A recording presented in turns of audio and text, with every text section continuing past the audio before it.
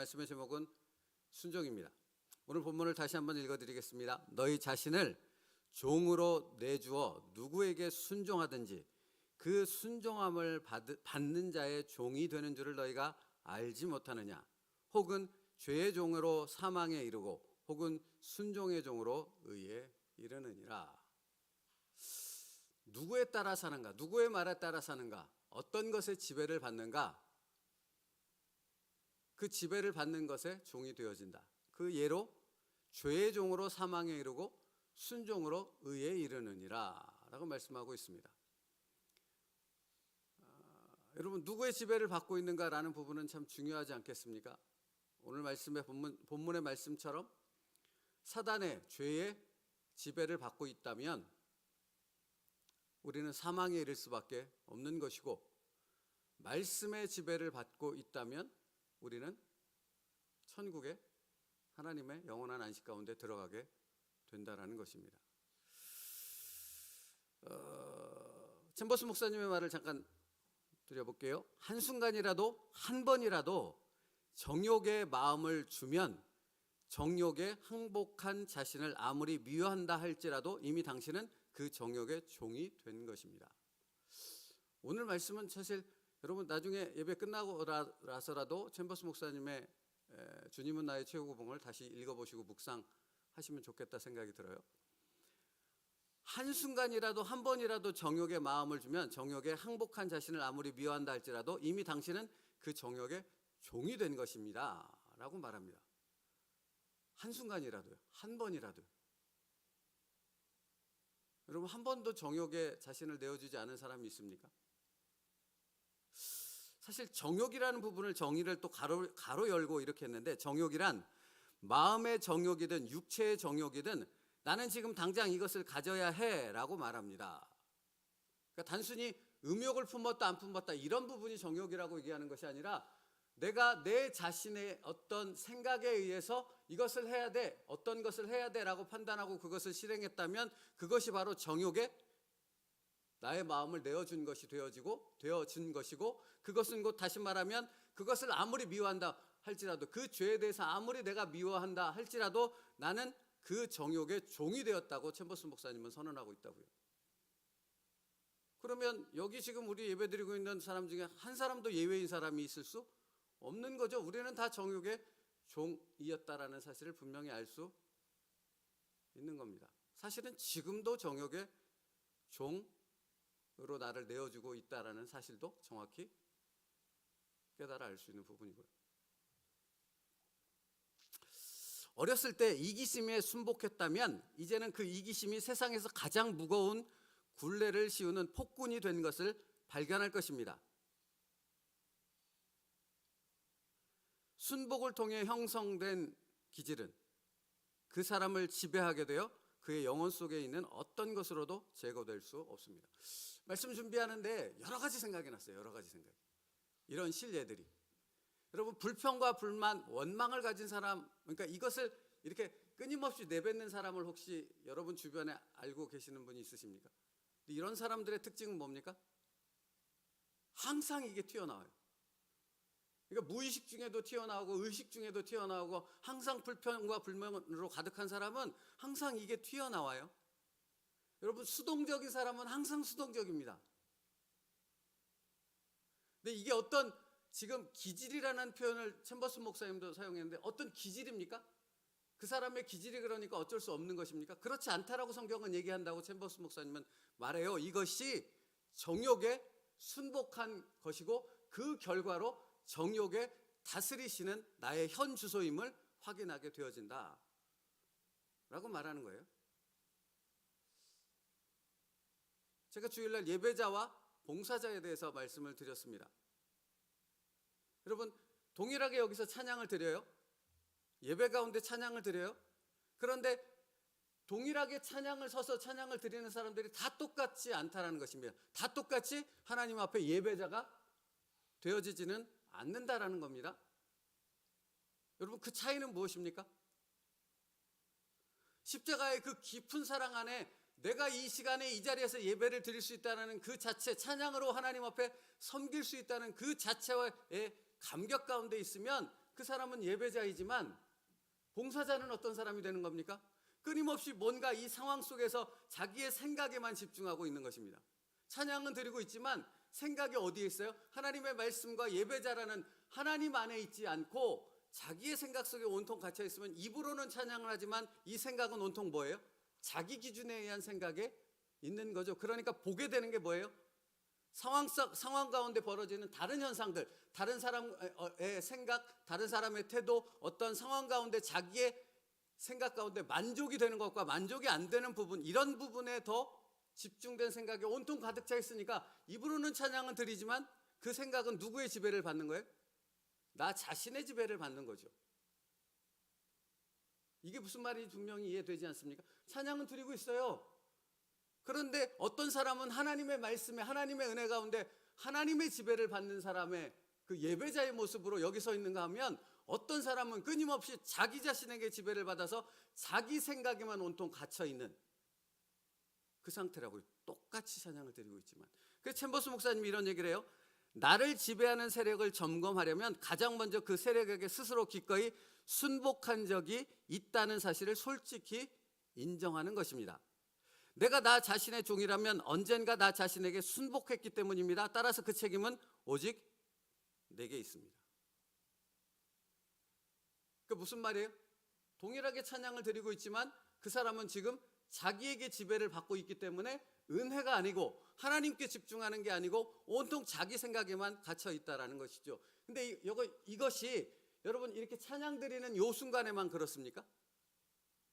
아니죠. 신앙의 삶을 살아가는 모든 삶이 동일하게 적용된다는 거 아세요? 그래서 원망과 불평이 멈추지 않는 거죠.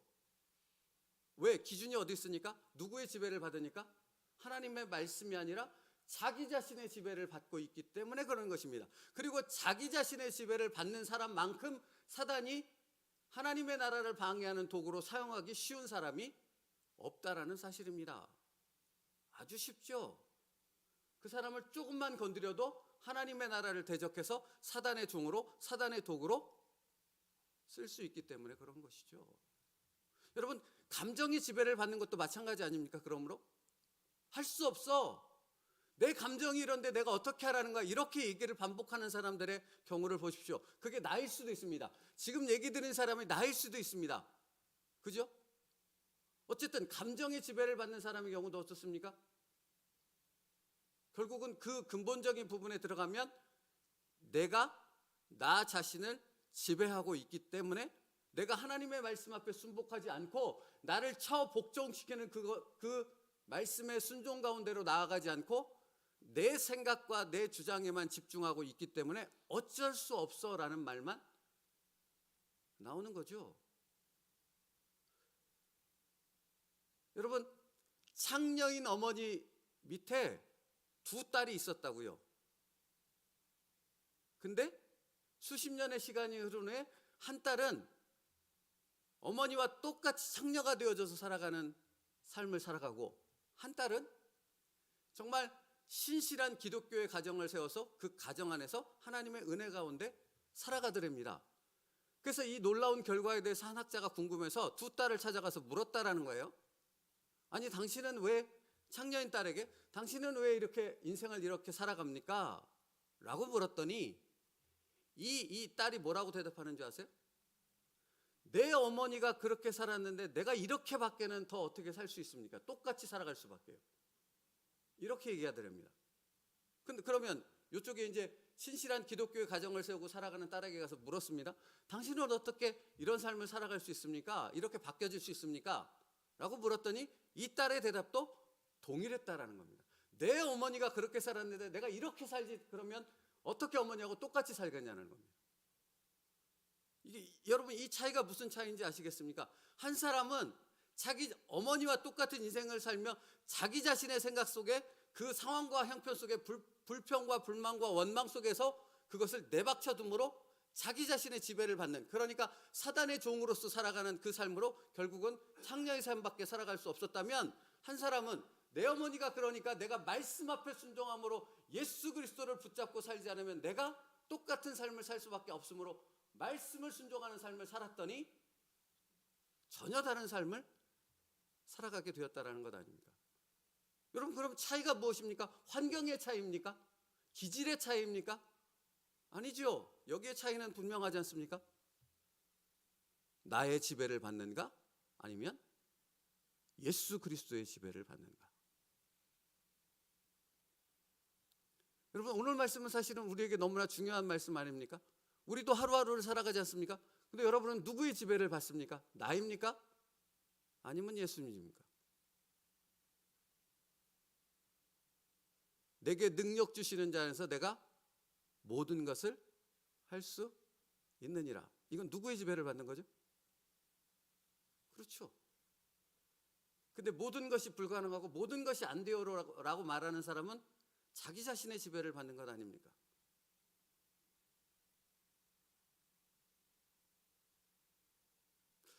여러분, 그러니까 이게 되게 명백해지는 것 아닙니까? 12정탐꾼이 가나안 땅에 정탐을 하러 갔습니다. 근데 10명이 이렇게 나눠졌지 않습니까? 근데 사실은 이 이야기는 출애굽 1세대 전체에 해당되는 얘기 아닙니까? 여호수아와 갈렙, 모세까지요. 이 사람들을 빼놓고 나머지 모든 사람은 다 10명의 정탐꾼과 같은 부류였고, 모세를 포함한 여호수아와 갈렙은 이쪽 부류로 나눠졌지 않습니까? 근데 요 두 그룹이 나눠진 근본적인 차이는 뭐예요? 똑같지 않습니까? 그죠? 너무 명백하지 않습니까? 하나님의 약속된 말씀을 붙잡은 이 그룹은 가나안 땅의 그 강대한 아낙 자손을 비롯해서 강력한 성과 무기와 그 거대한 사람들이 다 밥이다라고 선언하고 그들을 그렇게 정복할 수 있다는 그 믿음 가운데 설 수 있었던 것이고, 이 10명을 포함한 나머지 출애굽 1세대 이 사람들은 뭡니까? 말씀에 따라서 생각하지 않으니까, 그 신실하신 하나님의 약속의 말씀을 붙잡고 모든 것을 판단하지 않으니까 우리는 다 죽게 되었도다가 되는 것입니다. 내게 능력 주시는 자 안에서 모든 것을 할 수 있는 사람입니다. 말씀 안에 있으면, 말씀의 지배를 받으면. 그러나 그렇지 않으면 모든 것이 다 불가능한 겁니다. 안 되죠. 그럼 보십시오. 다니엘의 세 친구가 그리 아니하실지라도 라는 신앙 고백을 했잖아요. 근데 여러분, 그들이 하나님의 믿음 가운데서 우상에게 절하면 간단히 끝날 수 있는, 그 왕의 신상에게 절하면 간단하게 끝날 수 있는 일을 그렇게 하지 않고 신앙을 지켰잖아요. 그런데 신앙을 지켰으면 하나님이 그들을 구원해서 왕의 손에서 확 건져주셔야 되는데 안 건져주신 거잖아요. 결국 풀무불 가운데 던져졌잖아요. 그렇죠? 근데 거기서 나온 게 그리 아니하실지라도의 신앙 아닙니까? 그죠? 그러면 늘 이 부분에 대해서 우리가 잘 알고 있는데, 그러면 그들은 어떻게 풀무불에 던져졌는데도 불구하고 그리 아니하실지라도의 신앙이 변하지 않을 수 있었는가? 이 질문을 던지면 그 답은 무엇입니까? 그들은 말씀이 생명이었다는 겁니다. 말씀이 전부였다는 것입니다. 말씀의 지배를 받았다는 것입니다. 그죠?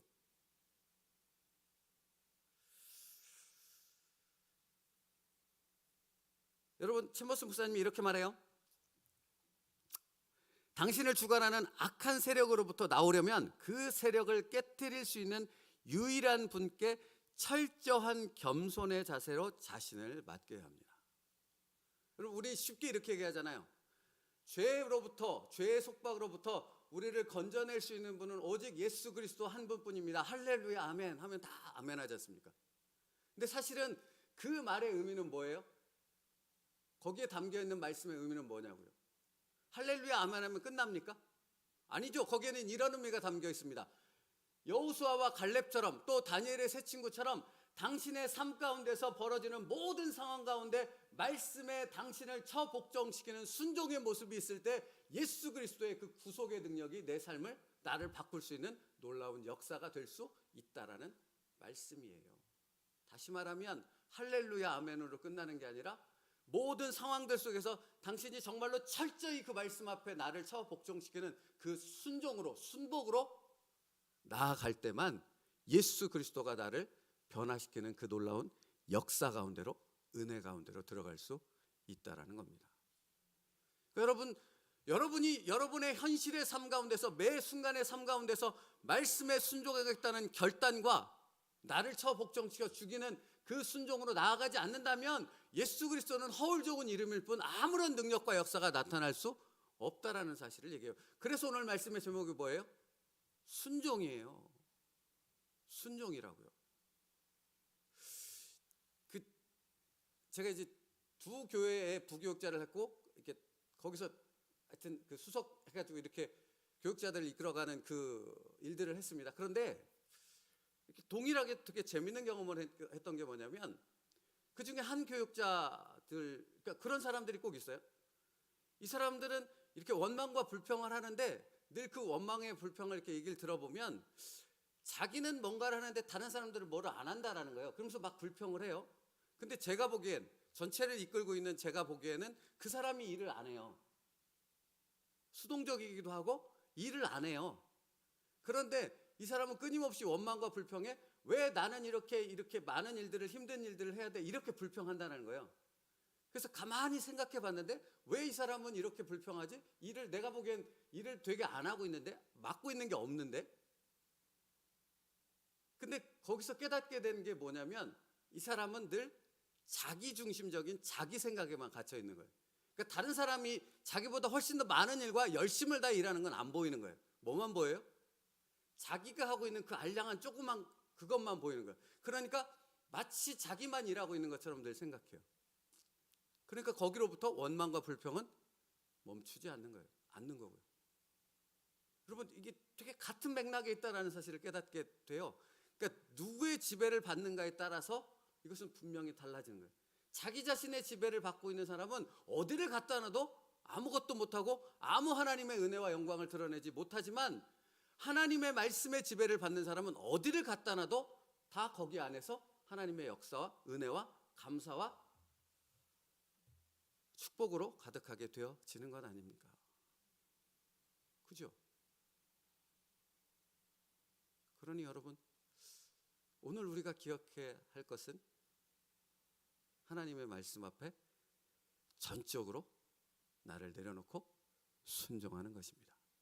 다른 표현을 하자면 말씀의 지배를 받을 때 나를 바꾸시는 하나님의 놀라운 역사와 은혜 가운데로 들어갈 수 있습니다. 그게 답입니다. 그때 나는 예배자가 되어질 수 있습니다. 주님이 이런 말씀을 하셨잖아요. 신령과 진정으로 예배하는 자를 하나님은 찾으신다고. 신령은 뭡니까? 성령이고, 진정은 뭡니까? 말씀이지 않습니까? 성령의 다스리심을 받고 말씀에 순종하는 자가 예배자인 것입니다. 그리고 하나님은 그 사람을 지금도 찾고 있는 것입니다. 그리고 예배는 예배당에서 드려지는 예배가 전부가 아니고 우리 삶에서 드려지는 삶의 예배를 하나님이 더 기뻐 받으신다는 사실을 우리는 압니다. 삶에 하나님이 기뻐하시는 예배로 드린다라는 것은 우리가 말씀에 철저히 순종하여 나를 드릴 때만 가능한 것입니다. 오늘 하나님의 말씀 앞에 순종할 수 있는 저와 여러분, 하나님이 기뻐하시는 예배자 될 수 있기를 축복합니다. 기도하겠습니다. 살아계신 하나님, 오늘 하루도 선물로 우리에게 주셨습니다. 하나님께서 주신 이 하루를 하나님의 말씀 앞에 순복하는 하루가 되도록 우리 자신을 처 복종시키는, 기꺼이 하나님 앞에 나를 내어드릴 수 있는 그런 기쁨의 순종이 있는 날이 되도록 우리를 인도하여 주시옵소서. 하나님 바라옵건대 날마다 우리의 생각을 내려놓고 하나님께서 말씀하시는 것을 깨달아 그것을 위해서 사도 바울처럼, 베드로처럼, 또 빌립 집사처럼 하나님 앞에 온전한 순종으로 화답할 수 있는 진정한 예배자의 삶이 되도록 우리를 인도하여 주시옵소서. 예수님의 이름으로 기도 올리옵나이다.